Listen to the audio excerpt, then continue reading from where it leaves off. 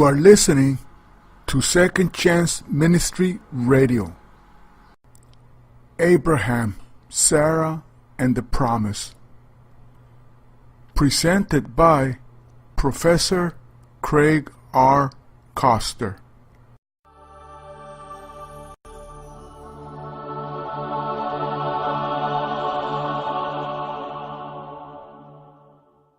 The figure of Abraham is enormously important for three of the world's major religions. In Jewish tradition, Abraham is remembered as the founder or patriarch. He's considered the father of the Jewish people. For Christians, he's an exemplar of faith. Christians find in his story the prospect that all who have the faith of Abraham will share the blessings God promised him. For Muslims, Abraham is a prophet and reformer. According to Islamic teaching, Abraham rejected idolatry and called for obedience to the one true God. The traditions about Abraham have grown and developed over time. So in this lecture, we'll go back to the biblical text and consider how he's portrayed in Genesis chapters 12 to 25. A primary theme in the narrative is promise. Now, a promise is a commitment concerning the future. And a promise shapes expectations and actions. For example, I might promise to meet you at a certain time and place. I expect you to show up for the meeting. You expect me to do the same. But with a promise, there's risk, because you have to go to the meeting without knowing for certain whether I will come. And you risk losing your time if I don't show up. We know that the greater the promise, the greater the expectation, and the greater the risk. So if I take out a large loan, my creditor will have high expectations that I'll keep my promise to pay it back. And since he'll lose money if I don't follow through, he'll put legal safeguards in place to help manage the risk. Well, in the story of Abraham, the theme of promise is taken to another level altogether. Here, the one who makes the promise is God. It's the promise of God that calls Abraham towards a future that is to be filled with blessing. And it's the promise of God that moves Abraham to risk everything in the hope that God will follow through. But we find that moving toward that promised future is no simple matter. Let's turn to the end of Genesis chapter 11, where the family of Abraham, including his wife Sara, leaves the city of Ur of the Chaldees and settles at a place called Haran in northern Mesopotamia. Today that area is in Turkey, not far from the border with Syria. The story is set in the early second millennium BC, maybe somewhere between 2000 and 1800 BC. The moment that sets the direction of the story occurs at the beginning of chapter 12. Here God gives Abraham a promise that has three parts. First is land. Abraham is to leave his land, his extended family, and his father's house, and go to another land, which God will show him. Second are descendants. Abraham is told that he'll be the father of a great nation. His descendants will be numerous. Third, there is blessing. Abraham is told that he will be blessed and will be a source of blessing for all the families of the earth. Each aspect of the promise creates tension in the narrative. It's tension between the magnitude of the promised future and the improbability of it ever coming about. I mean, take the theme of land. We're told that Abraham is 75 years old, and now he's supposed to leave home and family behind and go to a place that he has never seen. At age 75, you might think he should stay with his family in the place he is known. Yet now he's supposed to go, and he's not even told where the new land is located. The assumption is apparently that he will know it when he sees it. Yet the prospect of setting out on this venture seems highly problematic. Or consider the promise of becoming a great nation. We learn that Abraham has a wife whose name is Sara. They have no children and both are growing old. So if Abraham wants to be part of a great nation, we might expect him to stay home.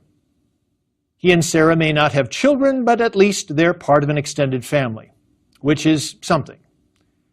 Yet the idea is that he and Sara will have descendants of their own. And for this aging couple, the prospect of childbearing seems highly unlikely. The same is true of blessing. To have land and many descendants would be considered a blessing in Abraham's culture. But the promise is that he will also be a blessing to all the families of the earth. And how blessing on that scale could happen through an obscure traveling herder is anything but clear. So the surprise is that Abraham and Sara set out. They take the risk and go to see what the future might hold. Now, as we keep reading, you need to be aware of humor. I'll say more about the theme of laughter later in the lecture, but you need to be aware of subtle humor throughout the story. You see, Abraham and Sara travel south, from Haran to the land of Canaan. And at a place called Shechem, God tells Abraham that this is the land he will give to Abraham's descendants. It seems wonderful. The promise was made, the promise is kept, they should live happily ever after. Except they don't. Instead, Abraham keeps moving south toward the Negev desert. Then a famine breaks out and he leaves the land altogether and heads south again towards Egypt.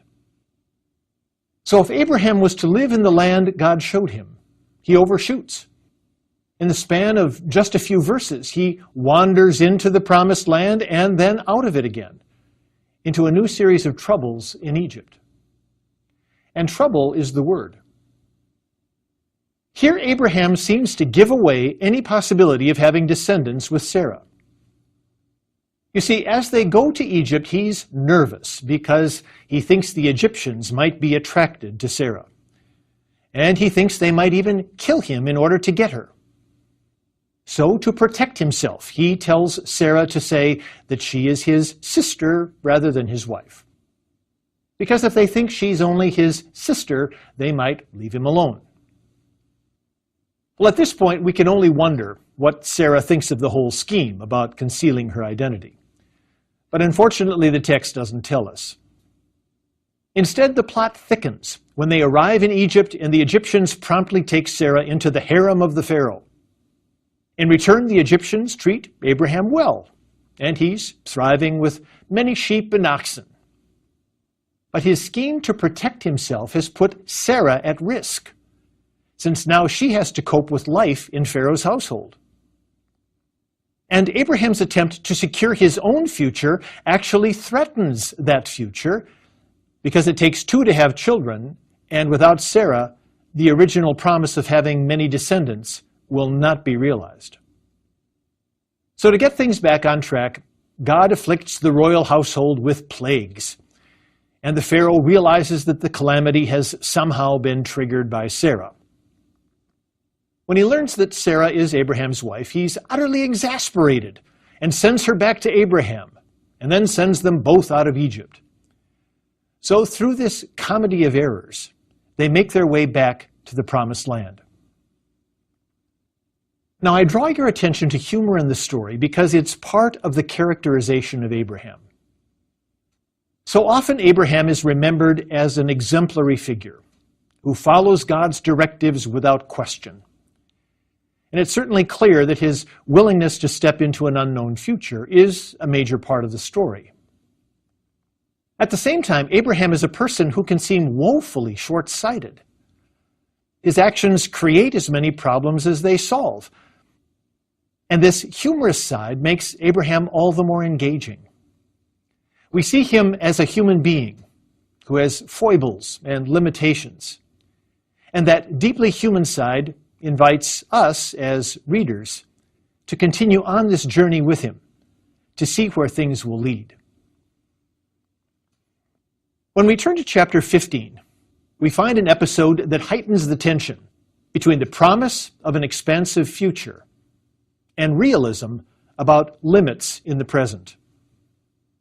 By this point in the narrative, time has passed, and Abraham and Sara still have no children of their own.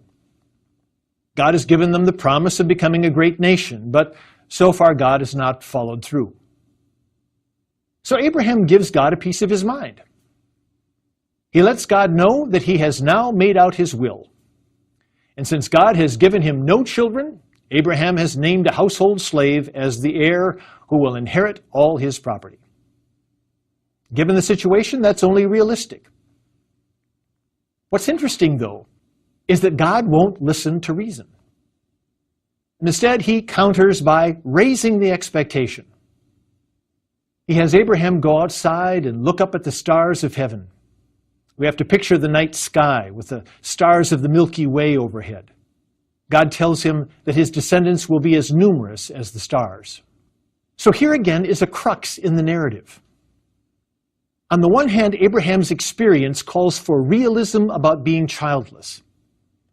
On the other hand, there's the promise of countless descendants. Being childless calls for resignation. Receiving the promise calls for hope. Which will it be? This is the point where Abraham again believes. And the narrative says that God considers his faith to be righteousness. The term righteousness, or tzedakah in Hebrew, has a relational sense. It shows that trust or faith is the right form of relating to God. In the Christian tradition, this is one of the major themes in the story of Abraham. And New Testament authors like the Apostle Paul will quote this verse in their writings. But as we continue with the narrative in Genesis, we see that for Abraham, living by faith is more challenging than expected. In chapter 16, more time has passed, and now it's Sarah's turn to be impatient. God has raised the expectations, but he still has not given them any children. So Sarah determines to use a surrogate mother. They have a young slave girl in the house, whose name is Hagar. Hagar is from Egypt, and Sarah tells Abraham that he should father a child through her. Well, Abraham seems quite willing to go along with the plan, so he spends the night with the slave girl, and soon Hagar finds that she's pregnant. But instead of improving things, this development only makes them worse. Conflict breaks out when Hagar gloats that she's been able to conceive when Sarah has not. That attitude seems outrageous to Sarah, and she brings up the issue with Abraham. At this point, Abraham's approach seems anything but noble. He's gotten Hagar pregnant, but now he simply shrugs and tells Sarah to do whatever she wants with the servant girl. So Sarah mistreats her and humiliates her until Hagar runs away into the desert. She's pregnant and alone. It's a poignant moment in the story, and it's important to reflect on what we make of it as readers. As I've said, people often expect Abraham and Sarah to be models of virtue, and they may be surprised when they see it's not always the case. In this episode, Sarah seems harsh, and Abraham seems unfeeling, and Hagar pays the price for their actions. Yet this moment of conflict is the setting for divine action. God seeks out Hagar in the desert. He finds this teenage runaway and stops to listen. God asks her a question, which is something no one else has done. He asks her where she's coming from and where she's going, and Hagar says she's a runaway. After listening to her story, God makes her a promise. He says that Hagar, too, despite all that has occurred, will be blessed, and the child she's carrying will be a reminder of God's concern for the runaway.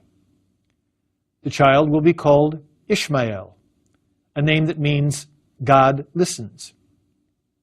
And through Ishmael, Hagar will be blessed with many descendants. And having received that promise, Hagar returns to Abraham and Sarah and gives birth to her son, Ishmael. Now, as you read a story like this one, be sure to reflect on characterization. You can see that Abraham exhibits both trust and indifference. He's both admirable and flawed. And Sarah is complex too. Earlier, she was put at risk, because of Abraham's scheme back in Egypt. Now she puts Hagar at risk through her own schemes and jealousy. It's within this context of flawed human action that God plays the positive role. It's God's compassion towards the runaway that carries the narrative forward. And it's divine action that opens up a more promising future. As we come to chapters 17 and 18, we find God's character more fully disclosed through laughter. Here the narrative takes up the problem of Abraham and Sarah's childlessness.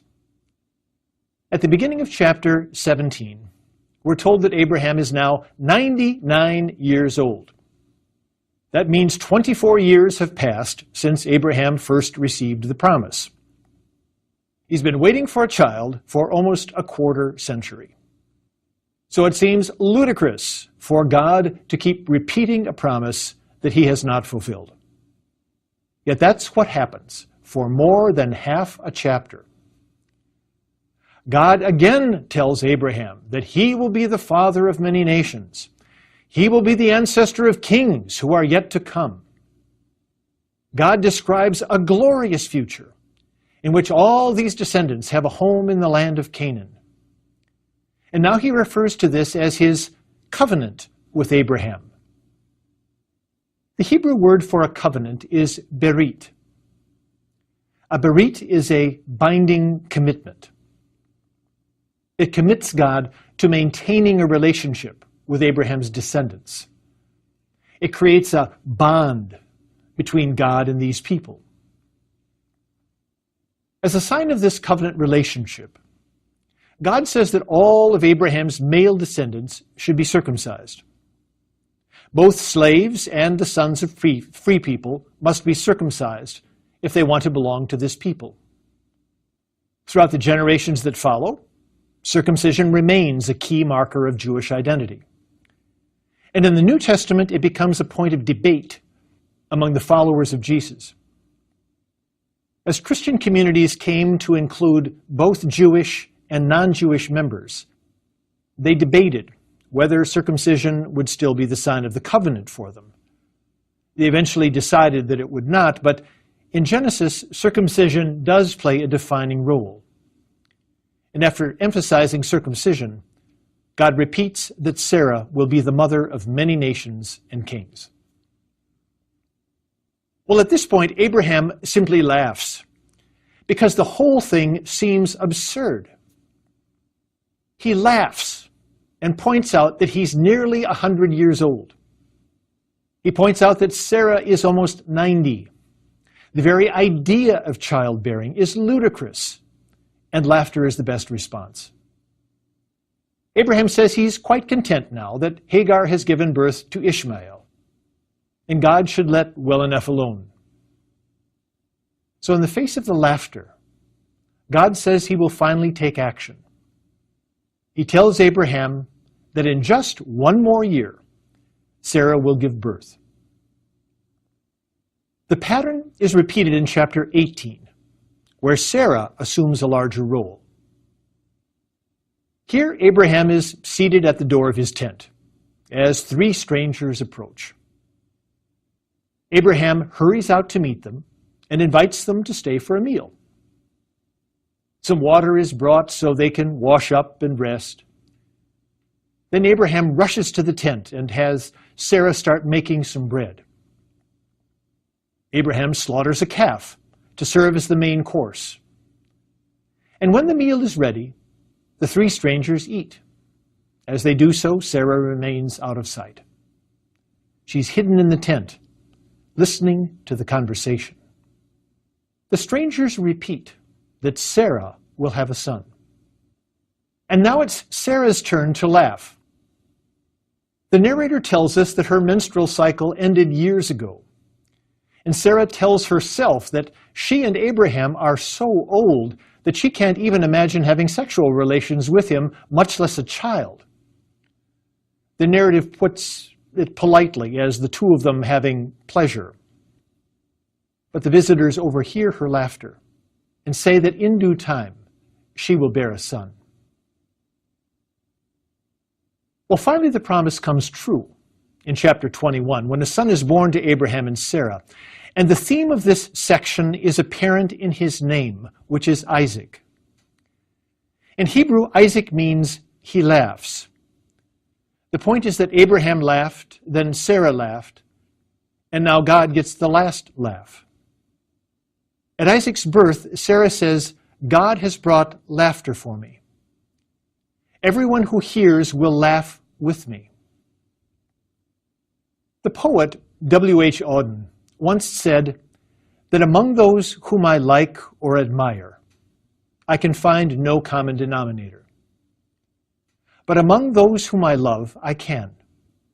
All of them make me laugh. In the book of Genesis, God is the one who brings laughter. It's a gift that moves beyond the delays of the past without explaining them. Instead, laughter rises above them to a newfound delight in the present. As we turn to the next section of the story, though, we find an episode that is anything but funny. In Genesis chapter 22, God tells Abraham to offer his son Isaac as a sacrifice. It's a disturbing story that is filled with contradictions. Up to this point in the life of Abraham and his family, God has been the giver who has given Isaac to Abraham and Sarah, even though it seemed impossible. But now God demands that Abraham give Isaac back as a burnt offering, a sacrifice that would end Isaac's life. So now it's God's demand that seems impossible. The story is told with remarkable economy of style. There's only the bare plot, with a little conversation and much ambiguity. The opening line says that God makes this demand to test Abraham, and we wonder why. After all, God has already called Abraham away from his ancestral home and made him wait for decades for Isaac to be born. Abraham has already endured all of that, so why test Abraham again? No answer is given. Instead, there's simply the command, which unfolds in excruciating detail.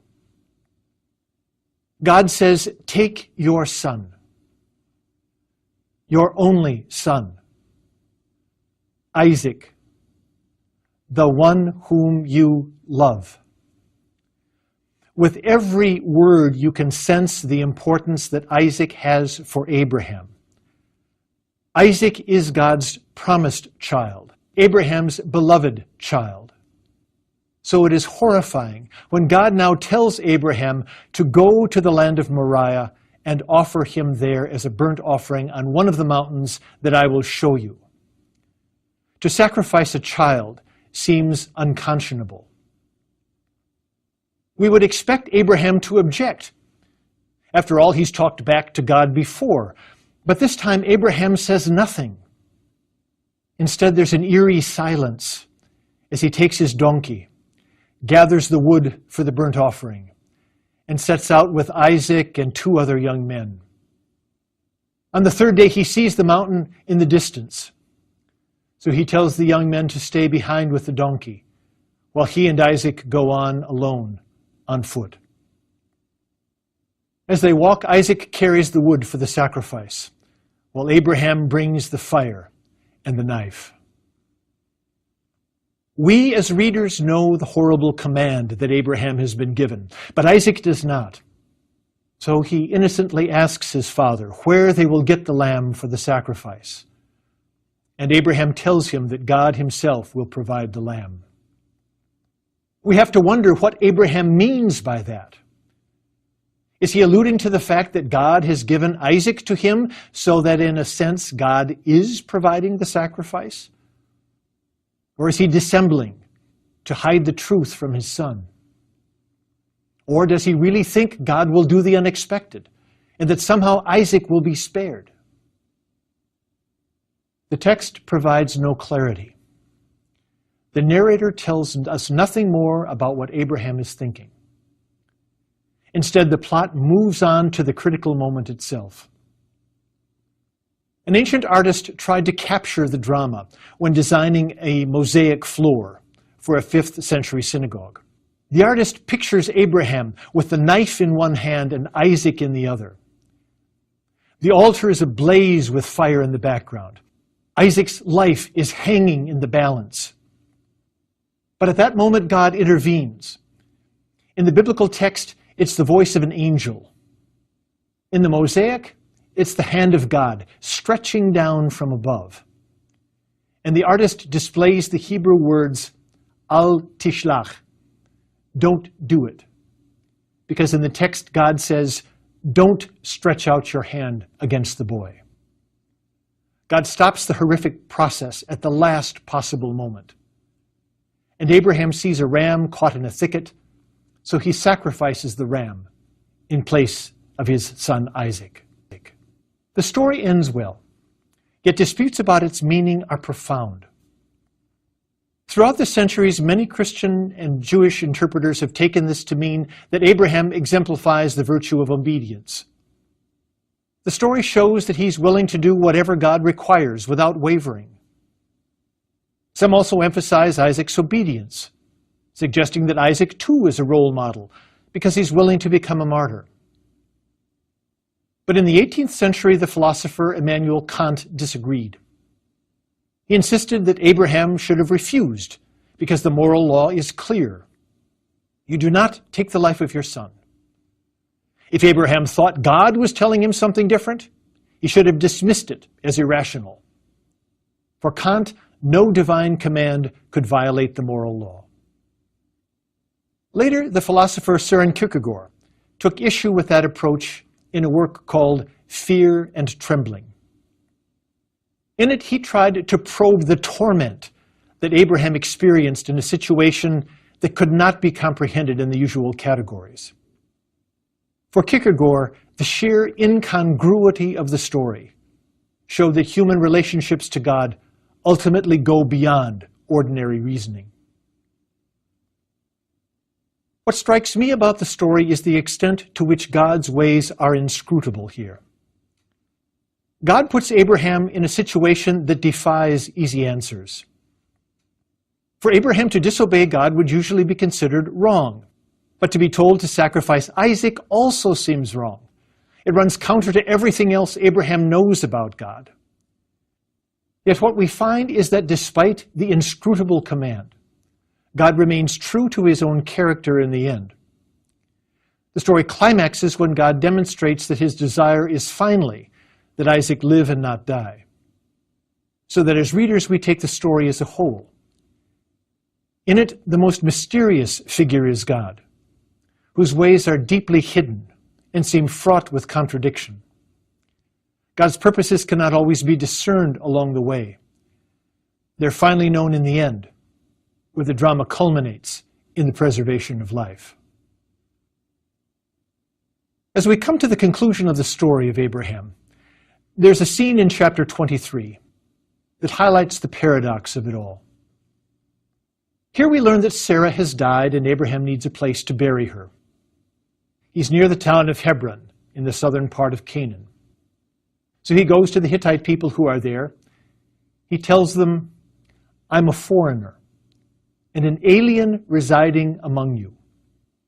Give me some property for a grave among you so I can bury my dead. The paradox is that at the beginning of the lecture, we heard that Abraham was given the promise of land. That was the reason he left home. But at this point, we're reminded that he never did acquire any land. He's lived in Canaan for years, but he's still a foreigner, a resident alien. And the first piece of property he will own is a cave in which to bury his wife. He negotiates with the Hittites for a cave in one of their fields. And when they agree on a price, he pays it, and that's where he places Sarah's body, in the cave at Hebron. It all seems so anticlimactic. Remember that the descendants of Abraham and Sarah were to be as countless as the stars, but together they had just one son, Isaac. He's the solitary thread on which the continuation of that promise now depends. In chapter 24, Abraham sends a servant back to Haran, the place from which he set out at the start, and the servant does bring back a wife for Isaac, so the story will continue into the next generation. But having just one child with Sara seems far short of the grand vision that Abraham was given earlier.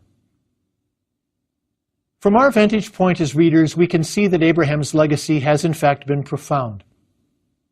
The way he's now known around the globe and is claimed by multiple faith traditions would suggest that he has been a phenomenal success. Yet I always find myself drawn back to the paradoxes in the biblical account of his life. It's a story of navigating both hope and risk, both anticipation and disappointment. Those are the elements that capture my imagination, because these are the challenges we must face as well. And the elements in Abraham's story will shape our stories too. Thank you for listening on Second Chance Ministry.